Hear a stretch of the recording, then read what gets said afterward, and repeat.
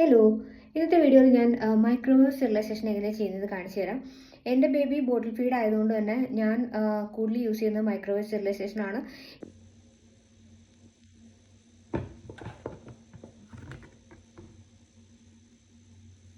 സ്റ്റെറിലൈസേഷന് മുമ്പും ശേഷവും നമ്മൾ ശ്രദ്ധിക്കേണ്ടത് നമ്മുടെ ഹാൻഡ്സ് നന്നായി വാഷ് ചെയ്യുക. ദെൻ അതോടൊപ്പം തന്നെ സ്റ്റെറൈൽ ചെയ്യാനുള്ള ബോട്ടിൽസും നന്നായി വാഷ് ചെയ്യുക, റണ്ണിങ് വാട്ടറിൽ വാഷ് ചെയ്യുക. ദെൻ ഒരു ഗ്ലാസ് വെള്ളം ആ പോട്ടിൽ സ്റ്റെറൈൽ ചെയ്യാനുള്ള പോട്ടിൽ ഒഴിച്ചിട്ട് അതിൽ പ്രോപ്പറായിട്ട് നമ്മുടെ ബോട്ടിൽസും സാധനങ്ങളും അറേഞ്ച് ചെയ്യാനുള്ള പ്ലേസ് ഉണ്ട്. ആ പ്ലേസിൽ നമ്മൾ പ്രോപ്പറായിട്ട് നമ്മുടെ ബോട്ടിൽസ് അറേഞ്ച് ചെയ്ത് വയ്ക്കുക ഇതുപോലെ. ദെൻ അതിനുശേഷം അത് പ്രോപ്പറായിട്ട് ക്ലോസ് ചെയ്തിട്ട് ഒരു 8 to 10 മിനിറ്റ്സ് നമ്മൾ മൈക്രോവേവിൽ വയ്ക്കുക. ദെൻ 8 to 10 മിനിറ്റ്സിന് ശേഷം അത് നന്നായിട്ട് സ്റ്റീം ചെയ്തിട്ടുണ്ടാവും.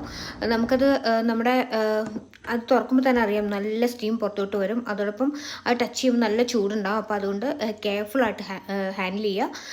അവർ തന്നിരിക്കുന്ന സ്റ്റിക്ക് വെച്ച് മാത്രം അത് എടുക്കുക. ബിക്കോസ് ആ സ്റ്റീം കൊണ്ട് നമ്മുടെ കൈ പൊള്ളാനുള്ള ചാൻസ് ഉണ്ട്.